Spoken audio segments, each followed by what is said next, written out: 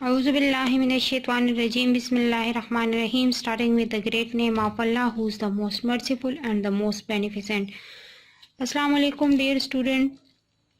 Welcome to Physics Grade 9. This is the book of the Khyber Pakhtunkhwa Textbook Board, Peshawar. And we have started the unit number 5, gravitation. In our previous lecture, we done the topic that weight changes with altitude. Page number 137. Before starting our today's lecture, that is example number 5.3, here is a information, that is technology. On book page number 138, the variation in the value of the G on earth is used to detect the presence of the mineral and oil. हमने पढ़ा था कि हमारे पास जी की value जो है वो क्या होती है, वो वेरिएटेड होती है. वेरिएटेड मीन्स कि उसमें चेंज आता है. जितना हम अर्थ सरफेस के करीब रहेंगे तो हमारे पास जी की वैल्यू जो है वो इंक्रीज होती जाएगी, लेकिन जितना हम अर्थ सरफेस से दूर जाते जाएंगे हमारे पास जी की वैल्यू डिक्रीज होती जाएगी. वो जी की जो वैल्यू की में वेरिएशन आती है वो यूज़ करते हैं presence of mineral and oil के लिए जो अर्थ सरफेस में मौजूद होते हैं. Geophysicists use sensitive instrument called gravimeters to detect small variation in G when they search for new deposit of ore of oil, gold and silver deposit increases the value of G. यहाँ पर वो कह रहे हैं कि geophysicist जो है वो एक सेंसिटिव इंस्ट्रूमेंट को यूज़ करते हैं जिसको ग्रेविमीटर कहते हैं. और वो क्या करते हैं कि जब हमारे पास जी की वैल्यू में वेरिएशन आती है तो वो उसी के ज़रिए से जो ऑयल के नए और होते हैं जहाँ पर वो ज़खायर होते हैं उसको क्या करते हैं, उसको फाइंड आउट कर लेते हैं. Gold and silver deposit increases the value of G. जहाँ पर जी की वैल्यू ज़्यादा हो जाती है वहाँ पर कौन से ज़खायर होते हैं, गोल्ड और सिल्वर के. While deposit of the oil and natural gas decreases जी. जहाँ पर जी की वैल्यू डिक्रीज होती है वहाँ पर नेचुरल गैस और ऑयल के ज़खायर मौजूद होते हैं. Picture is an example of the map that shows different measured values of G as lines where each line represent a specific value of the G. Picture में आप लोगों को एक मैप दिखाया हुआ है कि हर एक जगह पर आप लोगों को डिफरेंट कलर से शो किया हुआ है. ये डिफरेंट कलर जो हैं वो हमारे पास डिफरेंट डिपॉजिट को शो कर रहे हैं और हर एक जगह पर हमारे पास जी की वैल्यू जो है वो स्पेसिफिक होगी. मींस के यहाँ पर इन्होंने बता दिया है कि जहाँ पर जी की वैल्यू डिक्रीज होगी वहाँ पर हमारे पास ऑयल और नेचुरल गैस के डिपॉजिट होंगे. जहाँ पर जी की वैल्यू इंक्रीज हो रही है वहाँ पर हमारे पास सिल्वर और गोल्ड के जो है ना वो डिपॉजिट मौजूद हैं. तो इसी से हमें पता चल रहा है कि हमारे पास जी की वैल्यू एक अर्थ सरफेस पर कितनी जगह पर वो चेंज हो रही है, उसमें वेरिएशन आ रही है. तो अगर हम अर्थ की सरफेस से दूर चले जाएंगे तो फिर उसमें कितनी वेरिएशन आएगी, ये हमें इस फिगर से, इस मैप से पता चल गया है. Starting our today's topic example number 5.3, value of the g at the sun surface. Find करना है हमने जी की वैल्यू को एट द सन सरफेस. और ये हमारे पास क्या है, हमारे पास एग्जाम्पल नंबर 5.3 है और इसको हमने जी की वैल्यू फाइंड करनी है. Starting with the statement, what is the free fall acceleration at the surface of the sun? Free fall acceleration surface of sun पर क्या होगी, as mass of the sun is 1.99 multiplied by 10 raised to the power 30 kg and having radius of 6.96 multiplied by 10 raised to the power 8 meter. Mass of sun भी given है और radius भी आप लोगों को मेंशन है. फाइंड हमने क्या करना है, free fall acceleration means the value of the G, वो हमने फाइंड करनी है. तो हमारे पास यहाँ पर आ जाएगा given data,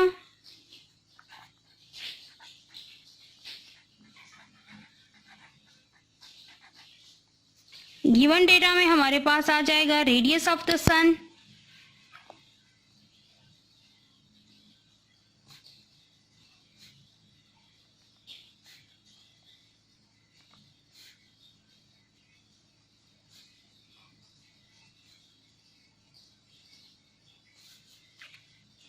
mass of sun,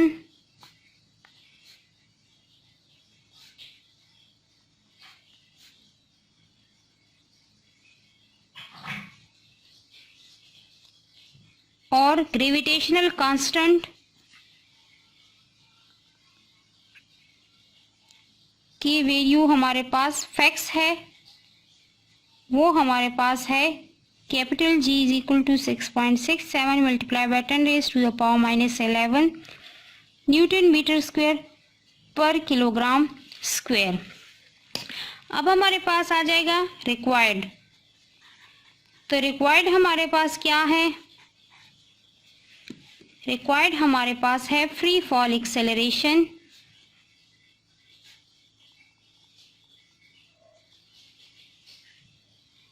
जी, वो हमने क्या करना है? फाइंड करना है।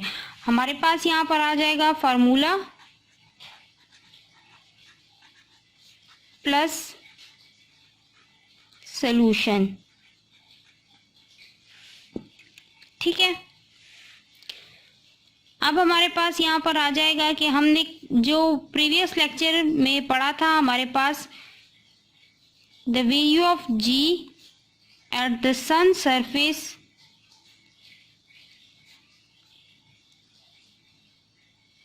can be calculated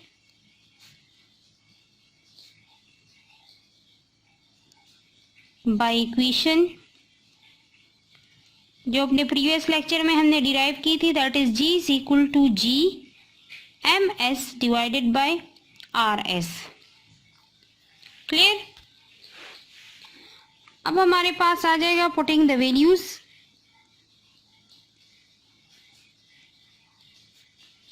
इस इक्वेशन में हम क्या करेंगे? वैल्यूज को पुट कर लेंगे। हमारे पास आ जाएगा G is equal to 6.67 multiplied by 10 raise to the power -11 newton metre square पर kilogram square multiplied by mass of sun that is 1.99 multiplied by 10 raised to the power 30 kg divided by radius of the sun that is 6.96 multiplied by 10 raised to the power 8 meter whole square।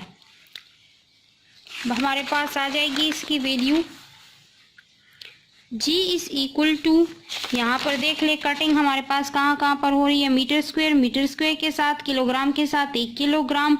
हमारे पास आ जाएगा G is equal to after calculation 274 metre पर second square. अब metre पर second square कहाँ से आ गया? हमारे पास क्या रह गया था? न्यूटन पर किलोग्राम। और हमने पढ़ा था कि न्यूटन पर kilogram is equal to metre पर सेकंड स्क्वायर। किस तरह से मीटर पर सेकंड स्क्वायर के बराबर है? न्यूटन हमारे पास किस चीज़ के बराबर है? किलोग्राम मीटर पर सेकंड स्क्वायर के बराबर है। तो हम न्यूटन की जगह किलोग्राम मीटर पर सेकंड स्क्वायर लिख लेंगे डिवाइडेड बाय किलोग्राम। तो किलोग्राम किलोग्राम कैंसिल हो जाएगा, हमारे पास क्या रह जाएगा? हमारे पास मीटर पर सेकंड स्क्वायर रह जाएगा। ठीक है, तो ये हमारे पास क्या हो गया? Free fall acceleration at the surface of the sun. हमारे पास वैल्यू ऑफ G जो है वो हमारे पास 274 मीटर पर सेकेंड स्क्वायर आ जाएगी। फ्री फॉल एक्सेलरेशन है ये। अच्छा, हमारे पास बुक में है पेज नंबर 134 पर, radius of the sun 6.96 multiply by 10 raise to the power 8। Mass of the sun given है, ग्रेविटेशनल कांस्टेंट हमारे पास उसकी वैल्यू फैक्स है। फ्री फॉल एक्सेलरेशन हमने फाइंड करना है सन पर। The value of the G at the sun surface can be calculated by the equation 5.4 G is equal to G MS divided by RS square. इस equation में value put कर लें, हमारे पास answer आ जाएगा 274 metre पर second square. Notice that the mass of the sun is almost a million times more than the mass of the earth। कि मास of the अर्थ से million times ज़्यादा है सन का mass, and having gravitational acceleration of the about 30 times than the earth. Means कि earth surface से उसकी gravitational acceleration हमारे पास कितनी है? 30 टाइम्स ज़्यादा है, क्योंकि हमारे पास मास ज़्यादा है। हमने पढ़ा था कि ग्रेविटेशनल एक्सेलरेशन हमारे पास किस चीज़ पे डिपेंड करता है, मास और रेडियस पे डिपेंड करता है। तो इसी वजह से हमारे पास ये ग्रेविटेशनल एक्सेलरेशन ऑफ द सन जो है वो हमारे पास क्या है, वो हमारे पास 30 times more than the gravitational acceleration of the अर्थ है। नेक्स्ट हमारे पास है assignment number 5.3, free fall at the moon. An astronaut of the mass 65.0 kg waiting 637 Newton on earth. 65 kg उसका मास है और वेट उसका है 637 newton. Is walking on the surface of the moon, वो सरफेस ऑफ द मून पर चल रहा है। Which has a mean radius of the 1.74 multiply by 10 raised to the power 6 metre, जिसका रेडियस है 1.74 multiply by 10 raised to the power 6 metre and mass of 7.35 multiply by 10 raised to the power 22 kg. What is the weight of the astronaut on the moon? What is the free fall acceleration at the surface of the moon? अच्छा, free fall acceleration भी find करनी है और weight of astronaut on moon वो भी find करना है। Mass on the surface of the earth 65 kg है और weight on the surface of the earth 637 kg है। सबसे पहले हम क्या करेंगे, हमारे पास आ जाएगा given data, assignment,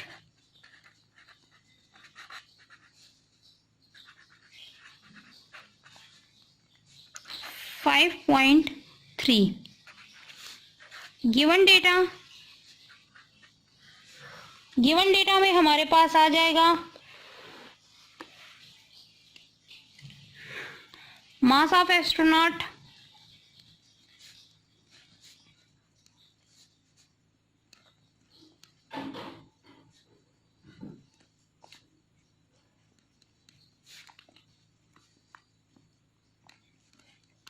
65 kg, mass of the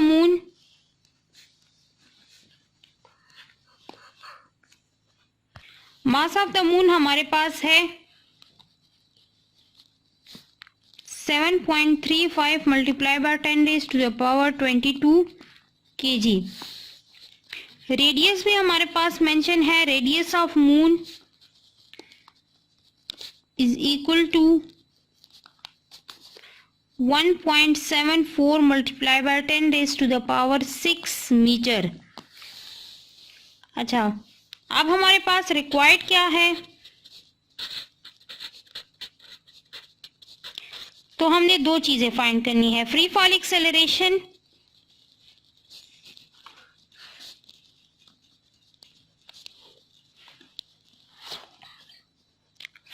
acceleration at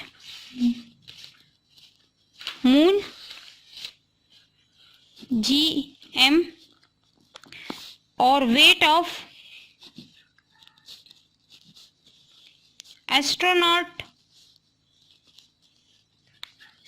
on moon. ये दोनों चीजें हमने क्या करनी है, इसको हमने फाइंड करना है। हमारे पास आ जाएगा फार्मूला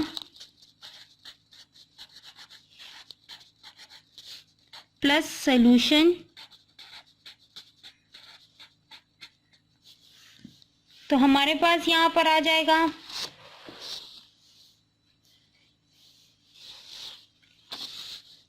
सेम वही फार्मूला हम यूज करेंगे कि GM is equal to GMM divided by RM square.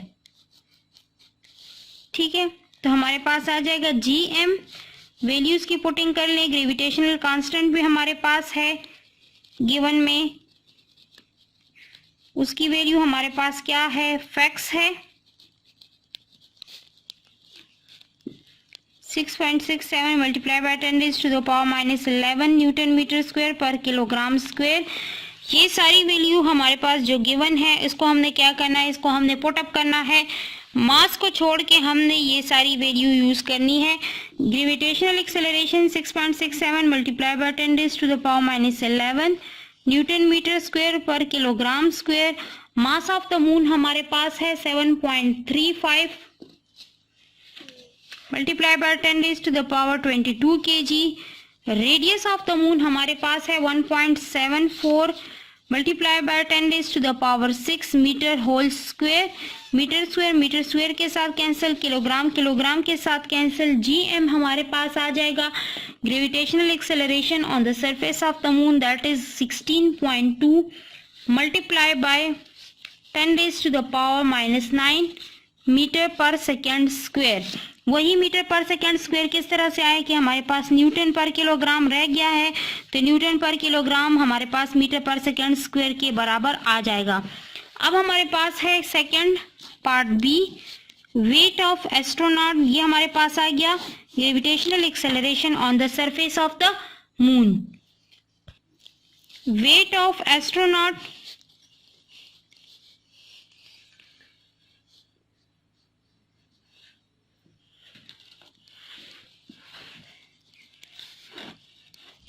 On moon, तो हमारे पास आ जाएगा कि हमें मालूम है कि W is equal to mg। अब उसका जो मास है, ओरिजिनल मास, उसको हमने ग्रेविटेशनल एक्सेलरेशन के साथ on the surface of the moon पर जो है उसके साथ मल्टीप्लाई कर देना है।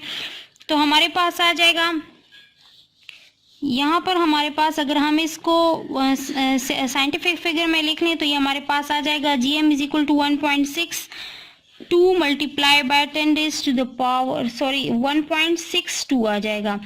10 रेज़ टू द पावर -1 है तो -1 और +1 हमारे पास कैंसिल हो जाएगा, 1.62 मीटर पर सेकेंड स्क्वायर आ जाएगा। ठीक है, हमारे पास यहाँ पर आ जाएगा मास जो है वो उसका 65 kg है। 65 kg मल्टीप्लाइड बाय 1.62 मल्टीप्लाई तो हमारे पास 1 खत्म हो गया है, वहां से मीटर पर सेकेंड स्क्वायर आ जाएगा। तो weight is equal to 65 kg multiplied by 1.62, तो हमारे पास आ जाएगा 105 किलोग्राम मीटर पर सेकेंड स्क्वायर। अब वेट हमारे पास क्या है, वेट इज अ फोर्स, तो हमारे पास यहाँ पर यूनिट ऑफ फोर्स क्या है, न्यूटन है, तो हमारे पास न्यूटन आ जाएगा क्योंकि किलोग्राम मीटर पर second square is equal to newton. तो न्यूटन में उसका वेट हमारे पास 105 आ गया है। यहाँ पर आप लोगों को 65 kg उसका मास on the surface of earth given था, और बुक में आप लोगों के पास मेंशन है कि ऑन द सरफेस ऑफ अर्थ उसका वेट आप लोगों को न्यूटन में गिवन है, दैट इज 637 न्यूटन। तो 637 न्यूटन हमारे पास किस तरह से आया कि 65 kg मल्टीप्लाइड बाय 9.8 मीटर पर सेकेंड स्क्वायर हम कर लें तो सरफेस ऑफ द अर्थ पे हमारे पास जो है उसका वेट हमारे पास 637 न्यूटन के बराबर आ जाएगा। यहाँ पर पेज नंबर 139 पर आप लोगों के पास एक इंफॉर्मेशन चार्ट है। This global model of Earth gravitational strength was constructed from a combination of the surface gravity measurement and satellite tracking data. Satellite के जरिए से डेटा को ट्रैक किया गया है। ये आप लोगों के पास वहाँ से एक ग्लोबल मॉडल का उन्होंने बनाया हुआ है। It shows how acceleration of the gravity varies from value at an idealised sea level that takes into account the earth's non spherical shape. कि यहाँ पर आप लोगों के पास सी लेवल पर इसकी जो वैल्यू दिखाई गई है ग्रेविटेशनल की, हमें ये बता रहा है कि अर्थ हमारे पास स्फेरिकल शेप में नहीं है। The earth is somewhat flattened at poles, its radius is greatest at its equator. कि अर्थ हमारे पास पोल्स पर फ्लैटेंड है और उसका रेडियस जो है वो हमारे पास इक्वेटर पर ग्रेटेस्ट है, ज्यादा है। Gravity is strongest in the red areas and weakest in the dark blue areas. जहां जहां पर आप लोगों को रेड पैचेस दिखाई दे रहे हैं वो हमारे पास क्या शो कर रहा है कि यहाँ पर हमारे पास ग्रेविटी जो है वो क्या है, वो हमारे पास स्ट्रॉन्गेस्ट है। जहां जहां पर आप लोगों के पास ये डार्क ब्लू कलर शो किया जा रहा है तो यहाँ से हमें पता चल रहा है कि यहाँ हमारे पास ग्रेविटी क्या है, हमारे पास ग्रेविटी बहुत ज्यादा वीकेस्ट फॉर्म में है। तो वीकेस्ट हमारे पास कहाँ पर होती है, जब हम away from the surface of the अर्थ चले जाते हैं, और स्ट्रॉन्गेस्ट कहाँ पर होती है, जब हम closer to the surface of earth होते हैं। सीखने और पढ़ने का अमल जारी रखिए, और सीखने के लिए और पढ़ने के लिए वीडियो को बार बार रिप्ले कीजिए। Thank you so much. Stay blessed and Allah Hafiz.